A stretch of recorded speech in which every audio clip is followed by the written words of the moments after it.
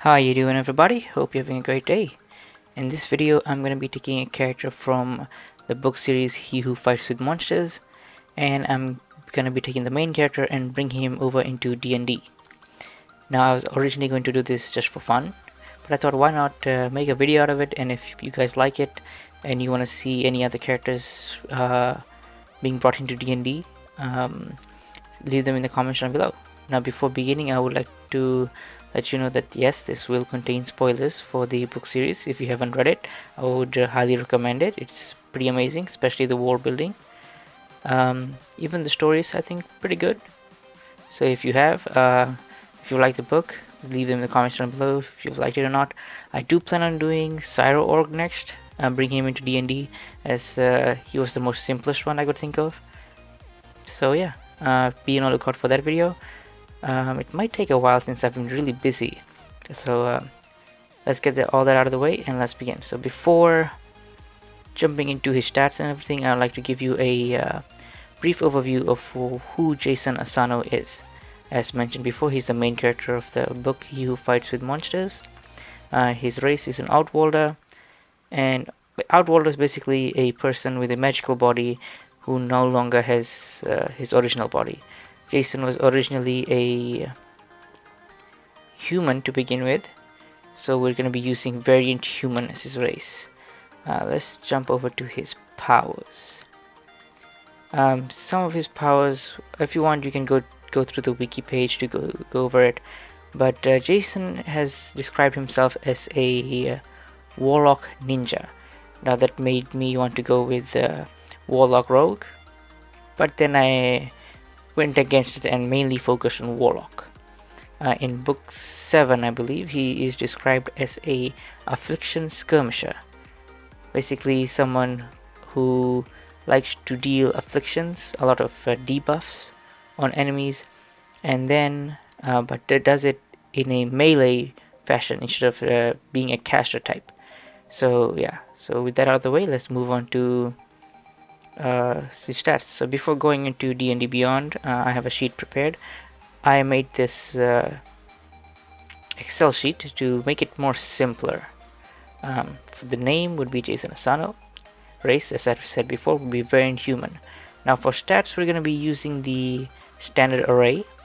You could roll for it, but just keep the priority as it is. 15 would go into charisma. Jason is a very charismatic person.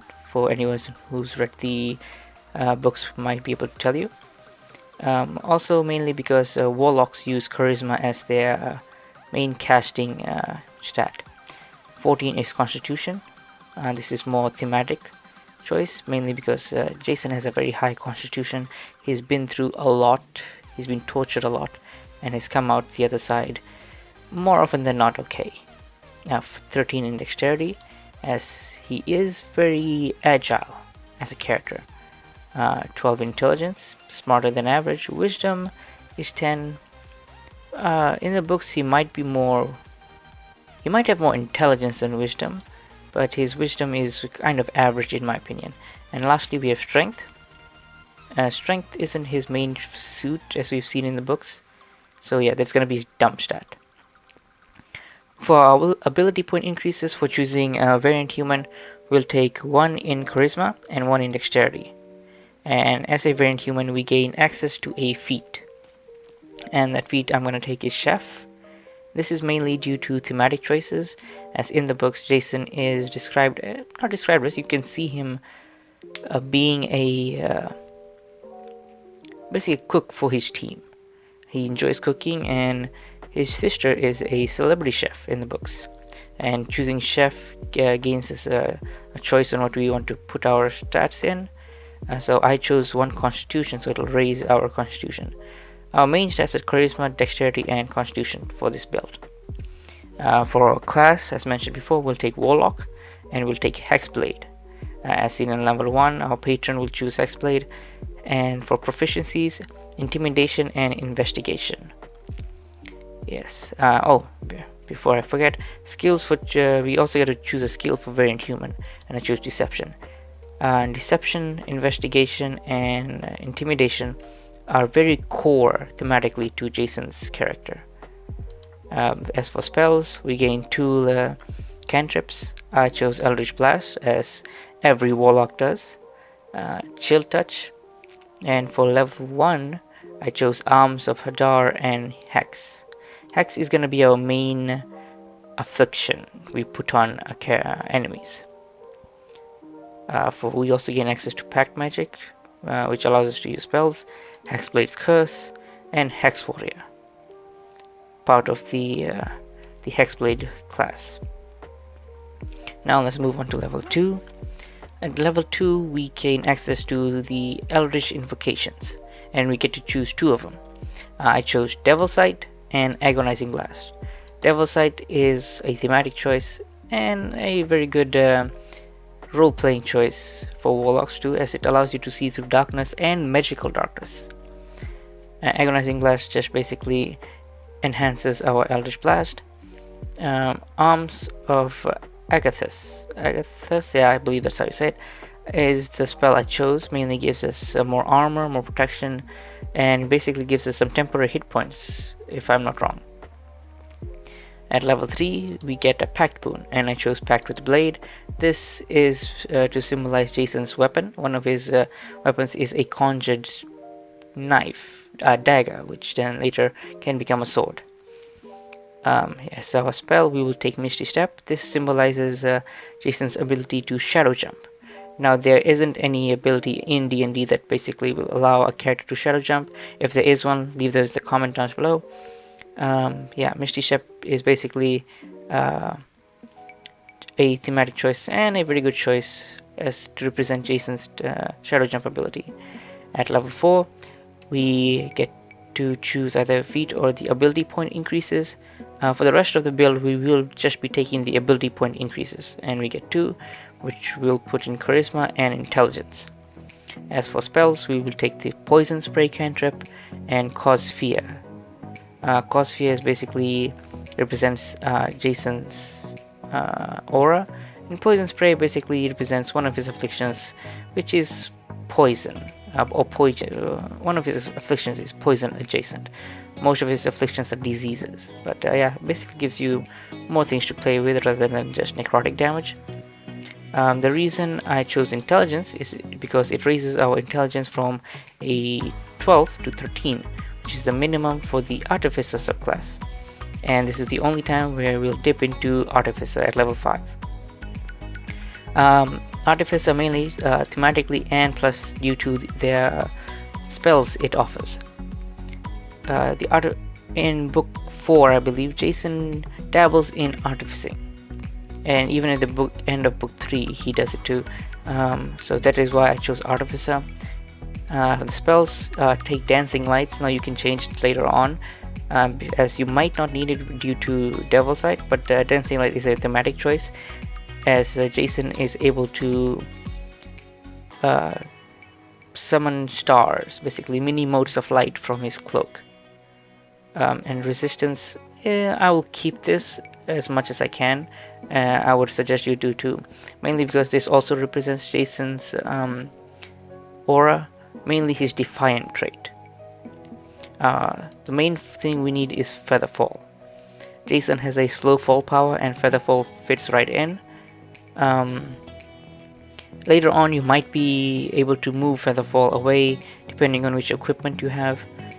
You might want to take Healing Hands, I believe, if the right spell, level 1, correct me if I'm wrong, just to be able to heal some of your opponents, which Jason is able to do sometimes with his team. It depends on the situation. At level 6 we're back at Warlock, where we take the Eldritch Invocation Improved Pact Weapon, which should, as the name suggests, improve our Pact Weapon, which we get with the Pact of the Blade. Don't think I explained it, but Pact of the Blade basically allows you to summon a weapon which you are proficient with and basically use it, or get a weapon, a magical weapon that you can attune it to yourself, and that can act as a Pact weapon. So yeah, improved Pact weapon basically just improves it, and as our spell we will take Darkness. Darkness is mainly due to help you with Misty Step and your Devil Sight. Jason while cannot create darkness, he does have effects, mainly his throwing darts, which are able to create areas of darkness where he can basically roam free. Yeah, so darkness is a thematic choice, mainly to just increase the power of this build. Let's see, and next we move on to level 7. We get the Accursed Spectre, and for our spell, this level we will take Vampiric Touch. Now this is a bit later than normal, as in the books he gains access to life stealing abilities early on, but yeah, Vampiric Touch is a 3rd level spell, and while you might be able to access it earlier, I'm just going through each spell through level, so it's up to you how you want to choose your spells. Yeah, Vampiric Touch basically allows us to do damage and while also healing ourselves. At level 8, we get the Eldritch Invocation Relentless Hex. We get to choose the hex, the invocation, and for the spell for this level, we will take Summon Shadow Spawn. Shadow Spawn will represent Shade, one of Jason's familiars. And let's see, level 9, we gain 2 ability points, which we will put in Charisma and Constitution, and we will take Dispel Magic as the spell for this level. At level 10, we get the we will take the Eldritch Invocation Maddening Hex, and we will take Counterspell as the spell for this level. At level 11, we get the Armor of Hexes, and we can take the cantrip Toll of the Dead. You could exchange it with Chill Touch, it just depends on you. We don't get any other spell. At level 12, we gain our first Mystic Arcanum. I chose Circle of Death, and as a spell for this level, we can take Remove Curse. Now this spell is also thematic, or might also help you out. I'm not sure how much you might be using the spell, but this is here mainly for thematic reasons. At level 13, we get to choose another Eldritch Invocation, and I chose Eldritch Smite, just to help you out by giving you force damage. We don't get any spells for this turn, but we do get to choose 2 ability points. I will put 1 in Charisma and 1 in Dexterity. Let's see, at level 14, another Mystic Arcanum, and I choose Finger of Death. Finger of Death represents his Execute ability. And as a spell for this level, we will take Spirit Shroud, some more temporary hit points. By the time you reach book 7, temporary hit points become more of a thing with Jason's abilities as he grows stronger. Let's see. At level 15, we get Master of Hexes, and at level 16, we get to choose a Eldritch Invocation, and I chose Thirsting Blade to basically make your packed weapon more stronger. And as the spell for this level, I chose Summon Aberration. The Aberration will represent Gordon, another one of Jason's familiars he has in the books. And as for the Mystic Arcanum, I chose Demiplane. This is more thematic choice, due to Jason having a soul space or and basically Jason is able to enter his soul as a physical realm. So the Demiplane will represent that. At level 17, we get to choose 2 more ability point increases, and I took Charisma and Dexterity. At this point, your Charisma should be maxed out if you're following the standard array. And so yeah, if that's the case, congratulations.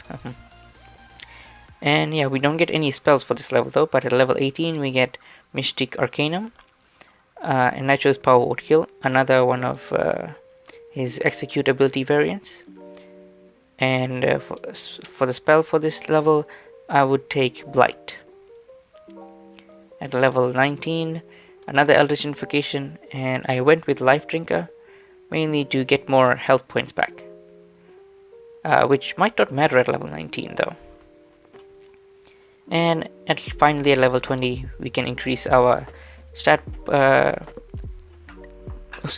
ability points, and I went with Strength, mainly due to so we won't have any negative modifiers. Yeah, so this will basically raise our strength from an 8 to a 10, which will give us basically a +0 as a modifier. And for a spell, we will take Enervation. I hope that's how I'm saying it. Yeah, and that's how the character is gonna be. There are some things I would like to add that I didn't add before. Jason does have a teleporting ability, so maybe Arcane Gate as one of his Mystic Arcanum when he at level 12. Maybe instead of Circle of Death, you might choose Arcane Gate. That is one way to represent his teleporting ability. Maybe as a spell, you might want to take Dimension Door. That's also another way how you can represent his ability. In the books, Jason has two familiars. We have Shade, the Reaper's Shadow. We have Gordon, the Avatar of Doom, and we have Colin, the Sanguine Horror. Now, I couldn't find any ability that would allow me to summon something very similar to Colin, and I don't think there is one. Colin is a very overpowered creature in the books, and bringing it into D&D would certainly make him really, really powerful.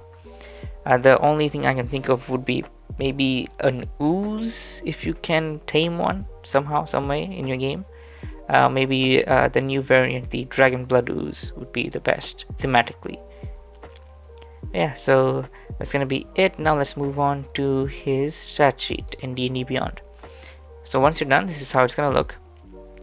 For weapons, I would suggest a Dagger of Venom to give you more poison damage. Another +3 dagger if you can, by the point you're level 20.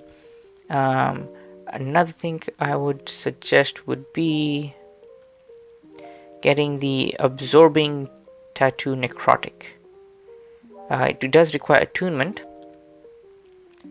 but it does give you resistance to necrotic damage. And as for your armor, I would suggest the Armor of Poison Resistance, the Hide variant. This is one of the few medium armors that does not give you disadvantage on stealth checks. Yeah, so medium armor comes from our artificer subclass, and looks like warlock too. Maybe I missed that. Yeah, so there we go.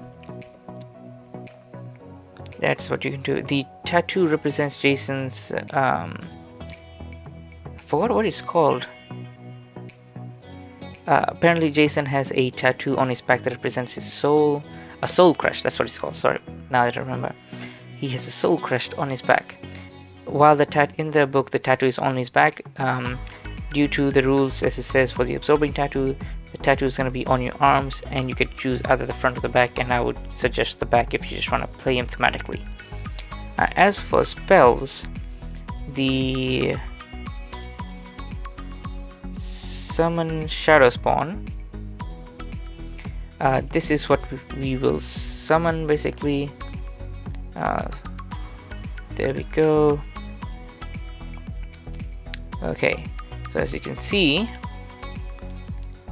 let me move it to a better screen. Give me 1 second, guys.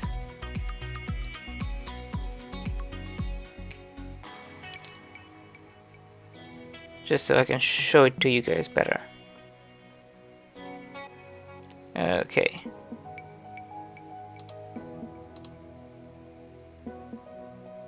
There we go. Oops. Wrong one. There we go. Summon Shadow Spawn. So, don't know why it looks like this, but yeah, it'll be a Shadow Spirit, medium monstrosity, basically armor class 11 plus the level of spell that you casted at.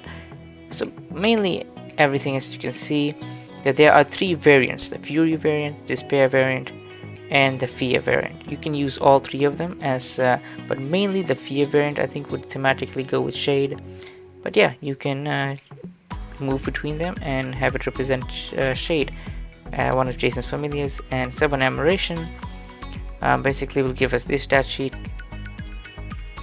There's 3 variants with the Summon Aberration you can choose.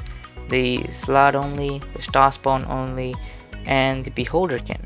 Now we can choose from either between all three of them, but the star spawn basically thematically fits the description Gordon has. Maybe you can just choose the star spawn variant but have all the other abilities, so it can only have one appearance, but yeah, not having the abilities of the other variants, so your opponent might not know which variant you called forth. Yeah, and I believe that's gonna be it for this. Oh wait, before I go, I forgot about the background. As for your background, I would choose Far Traveler. When you read the description of Far Traveler, it basically screams Jason Asano from the books. So yeah, choose Far Traveler, and it gives us a skill to be proficient at, and I chose Investigation. Yeah, so yeah, that's gonna be it. Don't think I have anything else to show you, so yeah, that's gonna be it. Comment down below on what characters you'd like to see me do next. As mentioned before, I plan on doing Cyro Org next from High School DxD.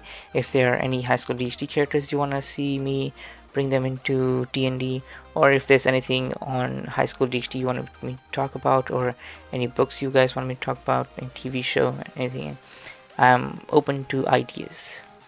Yeah, so leave a like, comment, subscribe, and I'll see you guys in the next video. Bye!